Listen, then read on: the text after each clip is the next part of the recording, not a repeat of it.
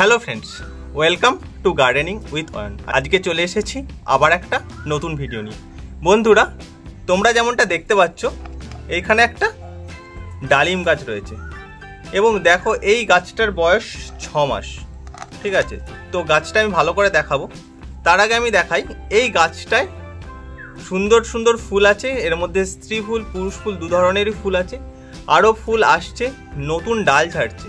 ঠিক আছে, এই গরমের মধ্যেও কিন্তু ফুল আসছে এবং যেমনটা দেখতে পাচ্ছ ফলও হয়ে আছে। একটা ফল ধরে আছে, আরও ফল ছিল, আমি ফলটা হারভেস্ট করে নিয়েছি।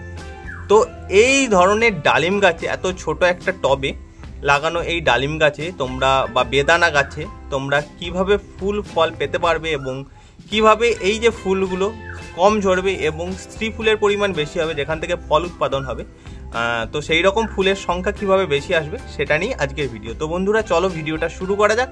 ভিডিওটা যদি ভালো লেগে থাকে তাহলে লাইক, কমেন্ট, শেয়ার এবং সাবস্ক্রাইব করতে ভুলো না। বন্ধুরা, গাছটা তোমরা দেখতে পাচ্ছ, ভালো করে আমি দেখাচ্ছি গাছটা। এই যে ফুল ঝরে আছে, কিছু ফুল ঝরেওছে, কিন্তু প্রচুর ফুল আসছে নতুন নতুন।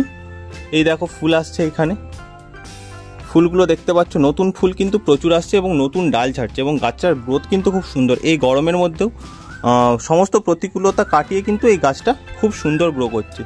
তো এই গাছটাকে আমাদের কি করতে হবে বন্ধুরা? যখন একটু ওয়েদার ঠান্ডা থাকবে বা বৃষ্টি হবে, খুব গরমে এটা করা যাবে না। প্রথম যেটা করতে হবে সেটা হচ্ছে এই গাছের সামনের যে আবর্জনাগুলো আছে, এই ঘাসগুলো, এগুলোকে আমরা তুলে দেব।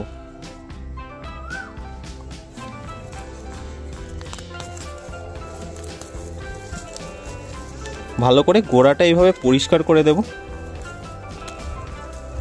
এবং এই যে টবটা 12 ইঞ্চির টবে আছে তোমরা যেমনটা দেখতে পাচ্ছ। তো এই আবর্জনাগুলো, এই আগাছাগুলো পরিষ্কার করে দিলাম, কারণ এরা গাছের অতিরিক্ত যে খাবার সেটা কিন্তু নিয়ে নেয়।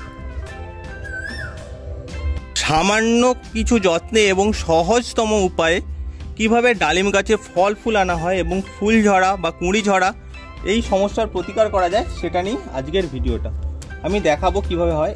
আমরা এই ওপরের যে মাটির যে স্তরটা, সেটা অল্প করে 1 ইঞ্চি তুলে দেব। এটা অন্তত 2 মাস ছাড়া একবার বা 3 মাস ছাড়া একবার করতে হবে। একদম ওপরের স্তরটা, এই মাটিটা অলরেডি একটু, যে টবের যে হাইট, যে টবের যে উচ্চতা, তার থেকে একটু মাটিটা কম দেওয়া ছিল যখন বসানো হয়েছিল। তার কারণটা আমরা বিস্তারিত বলবো। তার কারণটা হচ্ছে এই গাছটাতে যে মাটিটা রয়েছে তার মধ্যে অতিরিক্ত খাবার কিন্তু গাছটা যে আবর্জনাগুলো হয়েছিল, যে আগাছাগুলো হয়েছিল, সেগুলো কিন্তু নিয়েছে। একটা সময়ের সঙ্গে সঙ্গে একে আবার নতুন করে এতে এনার্জি দিতে হবে, অর্থাৎ খাবার দিতে হবে। কারণ এখানে যেহেতু কম পরিমাণে মাটি রয়েছে, সেহেতু যথেষ্ট পরিমাণে খাবার কিন্তু এতে তৈরি হবে না। তো অল্প করে জাস্ট ওপর থেকে তুলে দিলাম। এরপর আমরা কি করব, আমার কাছে একটা মিক্স সার আছে। মিক্সারটা কি দিয়ে তৈরি সেই মিক্সারের ভিডিও আমার চ্যানেলে আছে, তোমরা গিয়ে ডেসক্রিপশন বক্সে গিয়ে দেখে নিতে পারো। আমি বলে দিচ্ছি মিক্সারটা। এই হচ্ছে আমার মিক্সার। এটার মধ্যে রয়েছে হাড় গুঁড়ো, শিংকুচি, নিমখোল, এছাড়াও রয়েছে কিছুটা সিউইড গ্র্যানুয়েলস এবং এর সঙ্গে যেটা মেশানো আছে সেটা হচ্ছে ট্রাইকোডার্মা ভিরিডি। ঠিক আছে, তো এটা আমি বানিয়ে রাখি এবং এটা অল্প একটু জল ছড়া দিয়ে এটা পুরোটা ডিকম্পোস্ট করা। ঠিক আছে, তোমরা সরাসরি ব্যবহার করতে পারো, কিন্তু গরমে ডিকম্পোস্ট যে সারটা সেটা ব্যবহার করলে ভালো হয়। এবং কিছুটা এর সঙ্গে সর্ষের খোলও তোমরা চাইলে মিশিয়ে নিতে পারো। এই ধরনের কয়েকটি উপাদান দিয়ে তৈরি এই মিক্সচার। এর মধ্যে যে উপাদানগুলো সবথেকে বেশি প্রয়োজনীয় সেটা হচ্ছে নিমখোল, হাড় গুঁড়ো এবং শিংকুচি এবং হচ্ছে তোমার সিউইড গ্র্যানুয়েলস। এটা যদি না পাওয়া যায় সেক্ষেত্রে তোমরা যে কোনো দোকান থেকে যে মিশ্র সার কিনতে পাওয়া যায় বা অনলাইনে, সেটাও তোমরা সংগ্রহ করতে পারো। এর এতটা ঠিক পরিমাণ নিয়ে এর প্রান্ত বরাবর, এই টবের কিনারা বরাবর আমরা ছড়িয়ে দেব। এটাকে দিয়ে এইভাবে কিনারা বরাবর একটা জাস্ট আস্তরণ করে দেব। এই মিক্সারটা প্রয়োগ করে দিতে হবে। দিয়ে তারপর আমরা যে মাটিটা তুলে নিয়েছিলাম ওই মাটিটাই এর ওপরে দিয়ে দেবো। চাইলে তোমরা এক্সট্রা মাটি অ্যাড করতে পারো। আর গরমে যেহেতু জলের যে প্রয়োজনীয় বা জলের যে প্রয়োজনীয়তাটা সেটা খুব বেড়ে যায়, বারবার জল দিতে হয়, সেক্ষেত্রে তোমরা এর উপর একটা পাতলা করে কোকোপিটের আস্তরণ দিয়ে দিতে পারো। আমি অল্প করে একটু এর ওপরে কোকোপিটের ছড়িয়ে দিচ্ছি, যাতে যে জলটা সেটা তাড়াতাড়ি উবে না যায় এবং গাছটা খুব তাড়াতাড়ি জলশূন্যতায় না ভুগে। এভাবে ছড়িয়ে দিয়ে এর ওপর আমরা জল দিয়ে দেবো। এই যে পদ্ধতিটা, এটাকে বলে মালচিং পদ্ধতি। তো এই রকম করে তোমরা একটা আস্তরণ দিয়ে দিতে পারো। কোকোপিট কিন্তু একটা সতর্কতা অবলম্বন করতে হবে, যখন কোকোপিট দেবে সেটা অতিরিক্ত বর্ষায় বা বৃষ্টির সময়, কিন্তু যখন বেশি বৃষ্টি হয় অর্থাৎ বর্ষায় এই কোকোপিটটা ব্যবহার না করাই ভালো, সেক্ষেত্রে ফাঙ্গাস ধরার একটা সম্ভাবনা থেকে যায়। কিন্তু এক্ষেত্রে কোকোপিটটা যে লাভটা দেবে সেটা হচ্ছে অতিরিক্ত জলটা এর বাষ্পাকারে উড়ে যেতে দেবে না এবং টবের মাটিটা আর্দ্র থাকবে। এরপর আমাদেরকে যেটা করতে হবে, যদি কোনো শুকনো ডাল থেকে থাকে, আমার গাছে কোনো শুকনো ডাল নেই একটা দুটো ছাড়া, সেগুলোকে ভেঙে ফেলে দিতে হবে বা প্রুনার দিয়ে প্রুন করে দিতে হবে। আমি যে কয়েকটা ওষুধ ব্যবহার করি গাছের ভালো স্বাস্থ্য রাখার জন্য, সেগুলো আমি এবার দেখাবো। তো এই গাছে এরপর থেকে আমরা কি পরিচর্যা করব। ফুল আসার আগে ফুলে এটা ব্যবহার করা যাবে না। এটা হচ্ছে একটা পিজিআর বা যে হরমোন, প্ল্যান্ট গ্রোথ রেগুলেটর। এটার মধ্যে রয়েছে মিরাকুলান এটার নাম। এটা হচ্ছে ট্রাইকন্টানল 0.05% ইসি।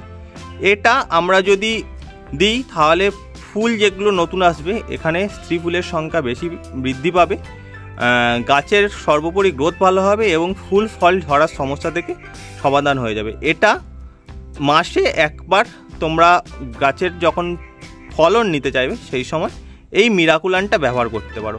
এছাড়াও বুস্টার 2 বা ফ্লোরেন বলে কিছু যে পিজিআর বা প্ল্যান্ট গ্রোথ রেগুলেটর পাওয়া যায়, সেটাও তোমরা ব্যবহার করতে পারো।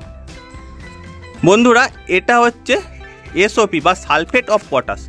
এটা তোমরা যে মিক্সারটা ছিল তার সঙ্গে ব্যবহার করতে পারো বা গাছে ফয়লা স্প্রেও করতে পারো। আমি এটা সবসময় স্প্রে করার পক্ষপাতী, কারণ এটা যদি স্প্রে করি মাটির স্বাস্থ্য খারাপ হয় না। এমনিতে এসওপিতে খুব একটা স্বাস্থ্য খারাপ করে না সাদা পটাশে। লাল পটাশটা বা এমওপিটা মাটির যে হেলথ সেটাকে নষ্ট করে দেয় বা মাটির কোয়ালিটি নষ্ট করে দেয়। তোমরা এটা 2 থেকে 3 গ্রাম টবের কিনারা বরাবর ছড়িয়ে দিতে পারো বা 1 গ্রাম 1 লিটার জলে মিশিয়ে কিন্তু এই গাছে তোমরা স্প্রে করতে হবে প্রতি 15 দিন। 10 দিন ছাড়া করলে ভালো হয়, 10 দিন ছাড়া একবার। এটা হচ্ছে সালফেট অফ পটাশ এটা। এবং এই যে মিরাকুলানটা মাসে একবার স্প্রে করব, সালফেট অফ পটাশ মাসে 2বার থেকে 3বার স্প্রে করব। এবং আরও একটা জিনিস আমি দেখাচ্ছি, সেটা হচ্ছে যে যদি গাছের কোনো রোগ লাগে, পাতা পোড়া বা পাতা ঝরে যাচ্ছে, এই গরমে পাতা ঝরার বা পাতা হলুদ হয়ে যাওয়ার বা ফুল ঝরে যাওয়ার বা গাছের যে ডাইব্যাক সেই সমস্যা মানে একটা দেখা যেতে পারে, সেক্ষেত্রে তোমরা সুপার সোনাটা ব্যবহার করতে পারো। এবার বলি এর রোগ এবং রোগের প্রতিকার। বন্ধুরা, রোগ বলতে এতে মিলিবাগ লাগার একটা সম্ভাবনা দেখা যায়। সেক্ষেত্রে তোমরা হাতের কাছে একতারা থেকে শুরু করে যে সমস্ত কীটনাশকগুলো পাবে, সেই কীটনাশকগুলো তোমরা এই ডালিম গাছে প্রয়োগ করতে পারো। ডালিম গাছে কীটনাশক প্রয়োগ করার আগে মাথায় রাখতে হবে যে আমাদের রাত্রেবেলায় অবশ্যই কীটনাশকটা প্রয়োগ করতে হবে, দিনের বেলা না। দিনের আলোতে যদি আমরা কীটনাশক প্রয়োগ করি, সেক্ষেত্রে যে উপকারী যে সমস্ত পতঙ্গগুলো রয়েছে, যেগুলো হচ্ছে গাছের পরাগ মিলনে সাহায্য করে, যেমন মৌমাছি, প্রজাপতি, সেইগুলোও কিন্তু নষ্ট হয়ে যাবে। সেক্ষেত্রে পরাগ মিলন হতে একটু সমস্যা হবে প্রথমত। আর দ্বিতীয়ত, সপ্তাহে বা 10 দিন ছাড়া একবার তোমরা ফাঙ্গিসাইড ব্যবহার করবে। প্রত্যেকটা জিনিস ব্যবহারের 3 দিন থেকে 4 দিন গ্যাপ রাখবে অন্য একটা প্রোডাক্ট ব্যবহার করার জন্য।